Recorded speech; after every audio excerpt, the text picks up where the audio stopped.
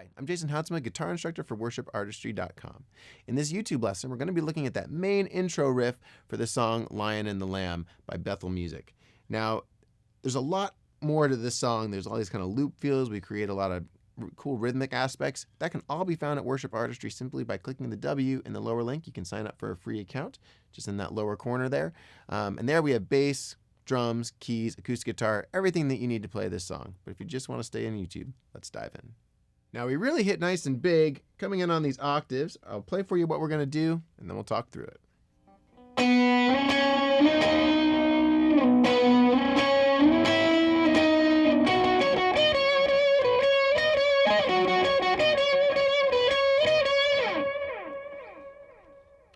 So you see we're starting on, I'll turn the delay off there, but we're starting on the octave. Our pinky is on the 12th fret of the B, pointer finger on the 9th fret of the D, and we want to make sure that those are the only two notes that we're hitting. And we're just going to hit on the quarter notes, just 1, 2, 3, 4. So that's going, I'm going to use my pinky as the reference point because we're freezing that position. So we're just going 12, 14, 16, 12, 14, up to 17, and back to 16. And then we rock into that riff there. So one more time. 1, 2, 3, 4. 1, 2, 3, 4. And then here we go into that kind of signature riff of the song, right? So our pointer finger is going to go, there's a couple ways you can do this riff. I'm going to teach you two. I'm going to do the way that I do it, and I'm going to teach you a slightly simpler version if this is just a little too tricky to make the reach. So we're going to start with our pointer finger on this G and on the 11th fret, and our pinky is going to be on the 14th of the B. And we're just going to bounce back and forth. We're going to go twice on the G and then back. So we don't want it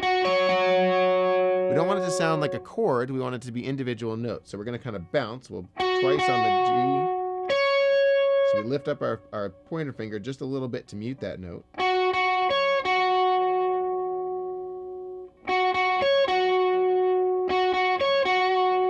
And then from there, we're going to jump up to our,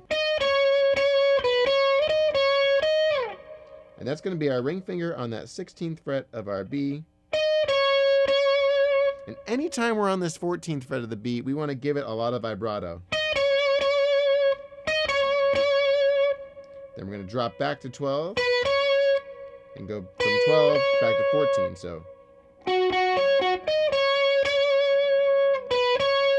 And then finish off. Just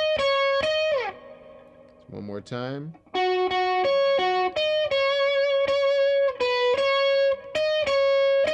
And repeat.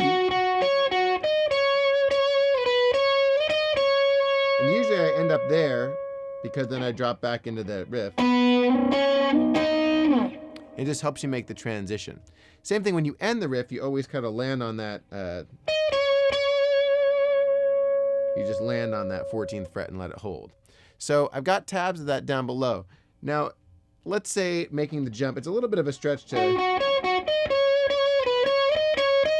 little tricky there. If you're more like, man, that's a lot of movement, I just want to do it a little bit simpler. We can do a similar idea, but it's harder to add the vibrato. So it kind of misses out, which is why I bring it up here, because we have more room to create vibrato.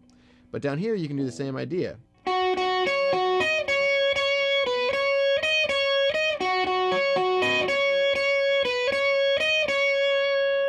So that, when we do that, we lose some of the vibrato, but it allows us to stay in one position. So we're going from that 7th fret,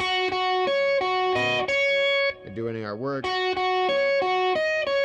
letting our pinky jump to 11th and back to 7, or back to 9. So it's the same movement, but it allows us to keep our hand in one space rather than just a little bit less movement. So I did put a tab of both of those down below, and you can kind of play with the one that really works best for you. Like I said, the one up here allows you to do a lot more vibrato. So I have a loop of just the one down below because you can try your alternate take on your own. I think you could play. They're the same notes. You can play them along together.